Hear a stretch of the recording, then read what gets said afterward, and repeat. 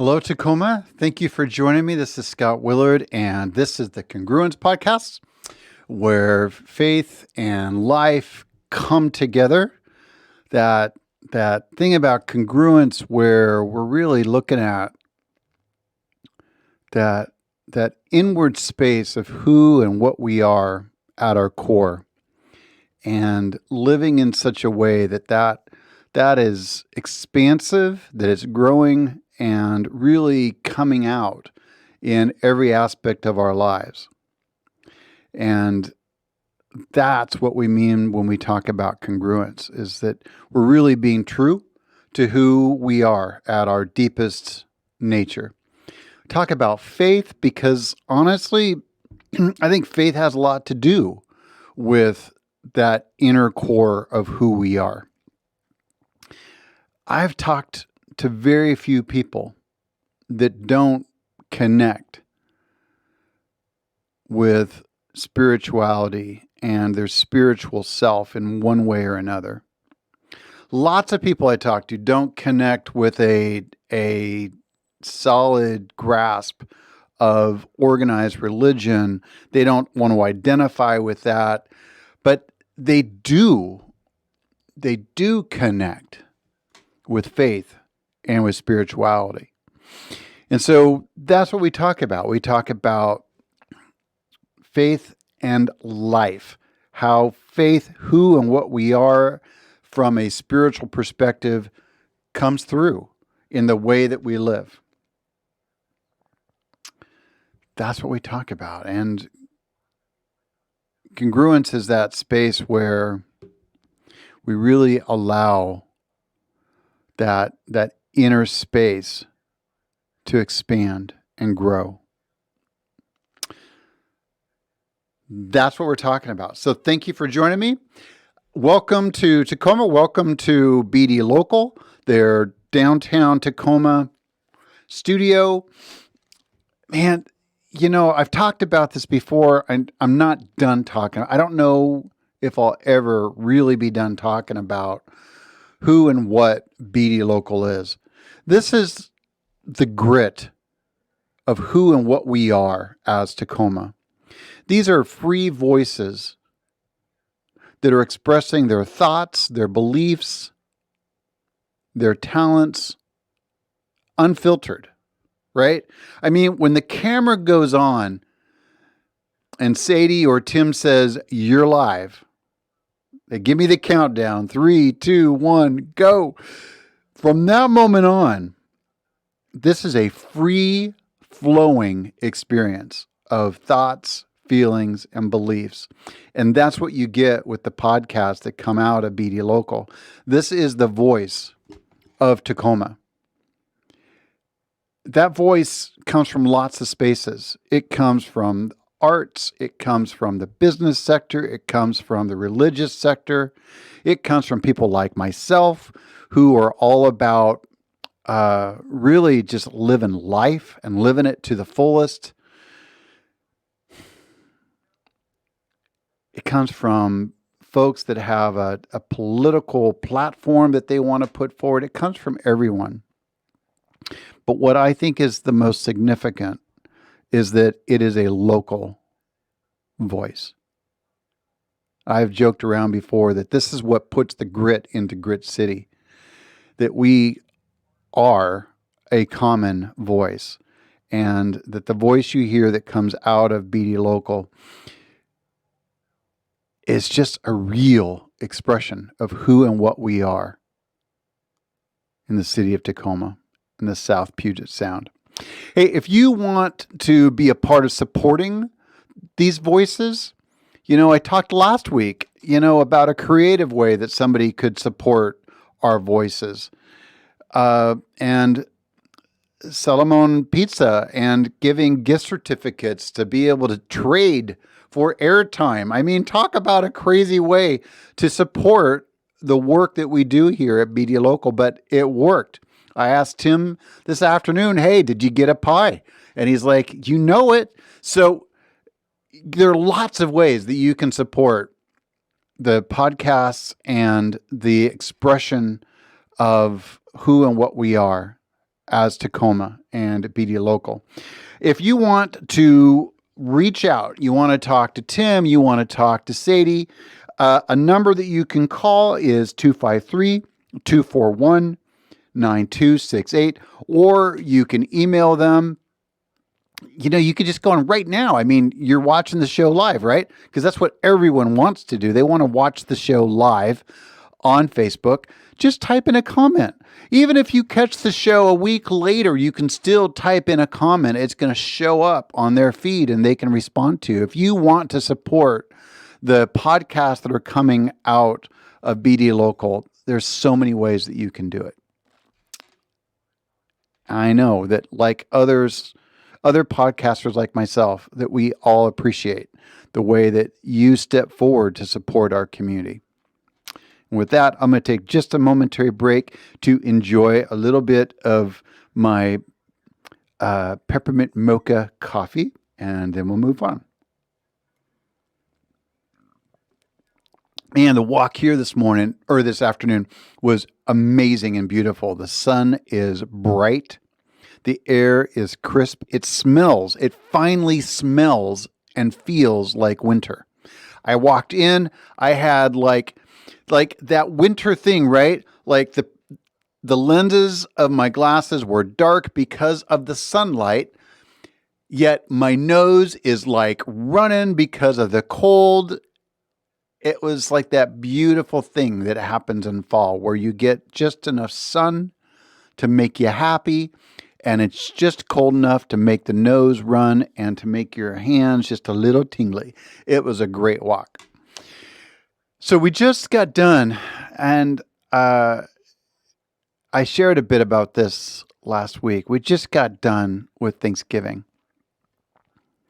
Talk about a weird Thanksgiving in our house, right? The kids are all stuck in their homes in Oregon because of COVID. Holly's family, we thought, was going to be stuck. But an unfortunate event in our family's life somehow brought us all together. It's just, I talked last week. I felt like I got a bit repetitive.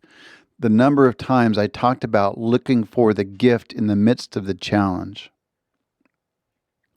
But the gift that we received in the midst of the challenge of losing Gail, Holly's mom, the gift that we received was being able to spend time with Holly's brother and sisters and their families that were able to travel. And it was an amazing gift. It was a gift to me. I had like this epiphany while they were here. I'll talk about that in a moment. But it also was a gift to me to be able to serve, right? I mean, I got my brother-in-law out 3 times while he was here with us. I got him out to go for a run at Point Defiance. I got him out to do a run over the Narrows Bridge. If you've never done that, oh my gosh, is that a trip? A walk or a run over the Narrows, man, that is an experience.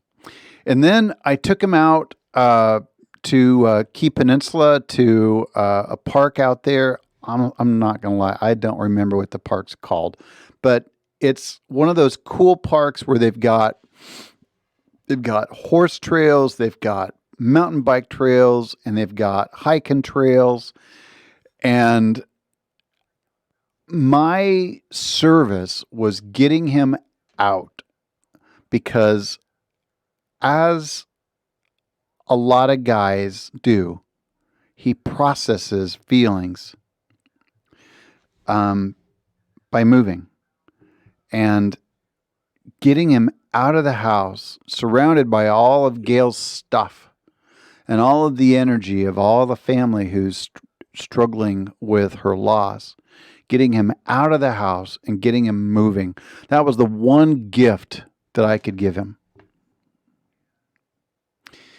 And then virtually every night, we'd sort through things. We'd sort through paperwork. We'd sort through belongings. We tell stories and sort through those tapes in our heads and our hearts about Gail's life. Or we'd play games. And man, did I get introduced to double solitaire? Oh my gosh. Man. That was a fun game, very competitive. I didn't realize that everyone in Holly's family is quite so competitive, but they are. I'm just telling you, if you come to our place ever and play a game, just know it's going to be hot. It's going to be competitive. All right. Just giving you the heads up. And I walked away from that experience with a weird thought. You know, we got to say goodbye to the first family leaving Saturday, and then the rest of family that traveled we got to say goodbye to on Monday. And I was hit with this weird thing. I'm really, really sad that Gail's moved forward in her transition. I really liked her, and I'm blown away that I developed the level of connection to her that I did in just a few short years. But I really, really liked her and came to love her. Her humor, her quirky personality, I really enjoyed her. And so there's that side of me that really, really was sad and lost and confused with her passing. It was so sudden. There was like no expectation.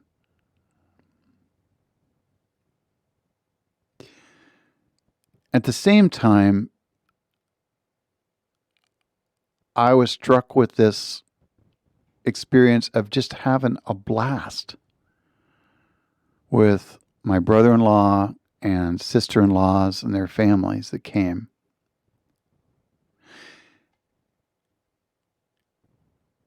And I walked away from that experience with this new revelation that this is going to sound so weird coming from like a 50-something guy, right? But here's the revelation. All right, you ready for it? Here's the revelation. I need friends. There you go. I mean, I got colleagues, I got people I work with, and I like them, and they like me. I got people at church that I'm connected to and that I'm becoming more connected to. But when it comes to friends, people that I would just reach out to and say, what are you doing? Do you want to come over? Do you want to go for a bike ride? Do you want to go for a run? Do you and your wife, do the kids, they want to come over and watch a movie, or do you want to play a game or something like that? I don't have a lot of those. You know, I bought into the American dream hard and heavy. I traveled to where work was. And even once I got there, we got into the place that we could afford. And then once we made more, we got into another place that was nicer, that had better features for my family, better commute. You know, and my dad was always in the background. It's like, you know, Scotty, every time you move, you waste money. Slow her down. Make some roots. I never did. I never really appreciated that guidance.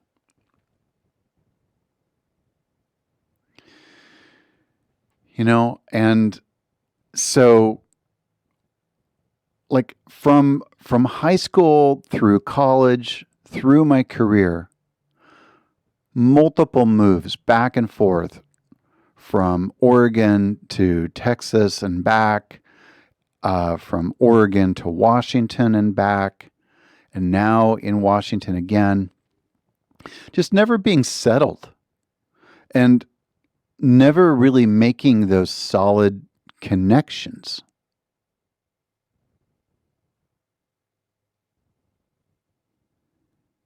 And I look at Holly's relationship. She's been here, in the Seattle area for close to 20 years, and she's got some connections.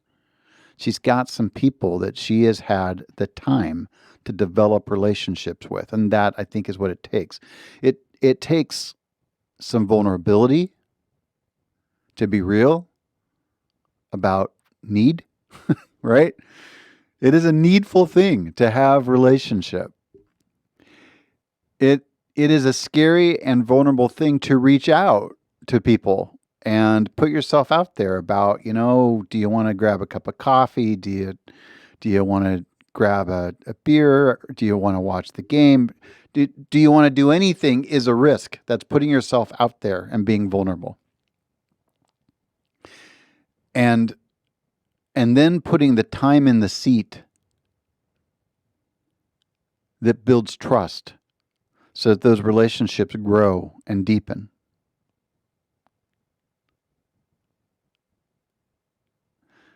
And that's what I want. I want to put down some roots. I want to develop some relationships that last. And yeah, obviously I can build some of those relationships at work. I can build some of those relationships at church. But I also want to build relationships that are right here in my neighborhood, right? So it's easy to load up the bikes. It's easy to go get a pint. It's easy to hang out because we're right here. There's so many different ways to connect when you're in the same neighborhood. You're in the hood. You can get together because you're right down the street. You speak the same language, the language of your community, right?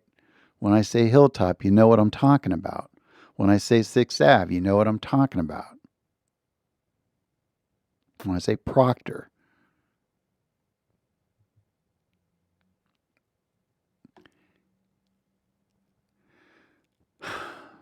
so that's where I'm headed. And I was thinking about that today, just thinking about, all right, so we've spent all of this time since March stuck in this weirdness of COVID-19. Then November, we spent stuck in the weirdness of presidential elections and transition. That's still not over. It doesn't matter that states have certified their votes. We're still not done, people. We're not done. It's not going to be done until inauguration in January. That's what it's looking like.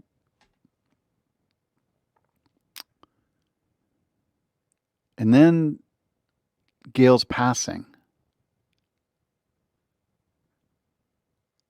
Today, I'm going to date the broadcast, all right? Today is December 1st. And the thought that I had this morning was, what do you want to make different going forward? December 1. What are you going to change? Yes, you can wait to New Year's to do resolutions, but why? As of December 1, what do I want to make different? As of December 2nd, what do I want to make different? As of December 3rd, you get the idea. Day by day, what do I want to make different? That I have the capacity to influence. See, I have the capacity to reach out to people that I have known over time with an email. I have the capacity to reach out and set up a Zoom meeting with people that I haven't seen in a while. There are things that are within my capacity. There are things that aren't. I don't have any control over the fact that getting together over a beer is going to be kind of limited for a while. That getting together to play games outside of my immediate bubble is going to be limited for a while. I don't have much control over that. I can wash my hands every time I move. I can wear a mask. I can stay in my house. I can do those things. I can control those things. I can't control you and what you choose to do. I can't control how quickly this virus burns out because we're doing what we need to do. I can't control how quickly some kind of vaccine gets out there and starts making a difference. I can't control any of those things. All I can control is what I can do. And today what I can do is I can reach out. And so December 1, today, what I plan to do different is to reach out. So if you're one of my friends that hasn't heard from me in a while, just putting you on notice, it's going to happen. You're watching this, you're listening to this going, wow, I wonder what this applies to me. What do you mean what it applies to you? We've been socially isolating since March. I am not the only one that had this bizarre revelation that I am sick and tired of hanging in my house by myself, playing with my thumbs. I'm not the only one who's been twirling my thumbs. I mean, do you know how many games of solitaire I've played by myself in the last 6 months? I'm sick of it. And I can't be the only one. Do you know how many games of rummy that Holly and I have played by ourselves because we didn't have other people to play games with? I'm not alone. You need to reach out too. Make connections.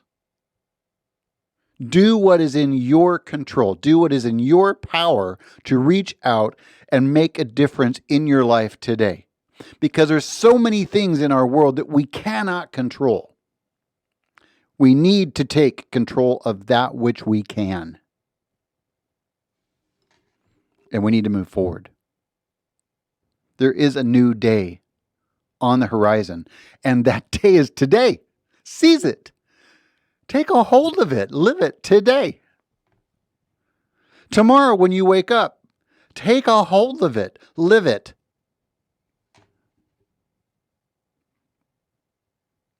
Live it.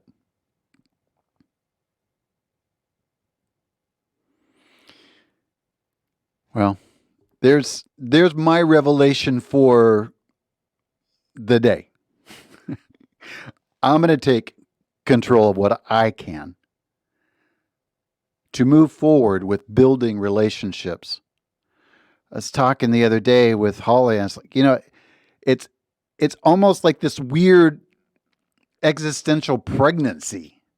I've got this light of an idea inside of me that I need relationship, that I need others, that I need to strengthen relationships and to have a larger social environment. But because of COVID, I'm limited to what I can do about it. So I visualize like this pregnancy and this idea, this notion is growing and growing and germinating and expanding and maturing over time until the limits that we have imposed on ourselves as a result of COVID-19 are exhausted, and we're able to give birth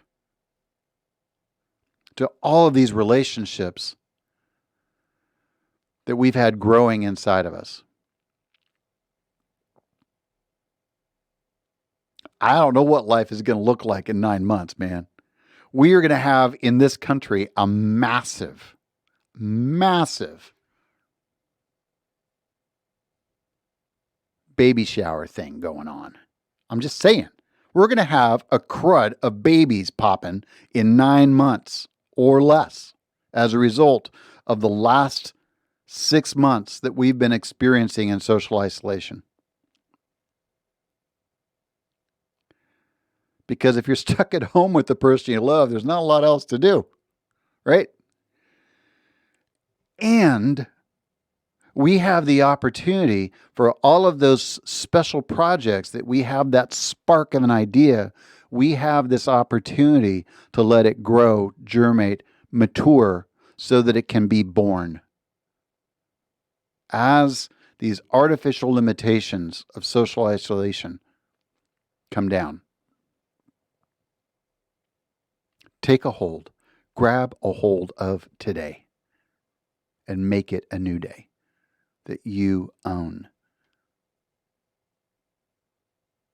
And do it day by day. All right? Today is a special day in the life of nonprofits. And I just want to throw that out there. It's Giving Tuesday, right? It's Giving Tuesday. And I have a special announcement. I have mentioned over the last couple of months about my taking on a new project and working with Kitsap Homes of Compassion. It's an amazing nonprofit that goes out that creates shared living opportunities for chronically homeless people in Kitsap County. And today we opened our 21st home.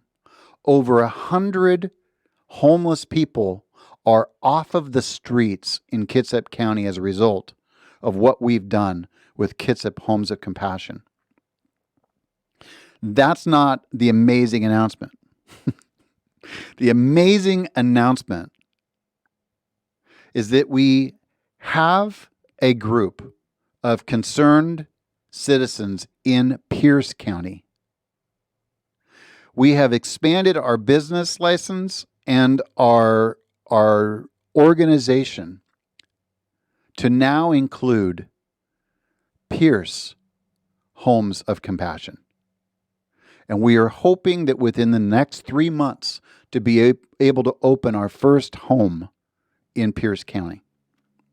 If you would like to be a part of getting that off the ground, Giving Tuesday is a great day.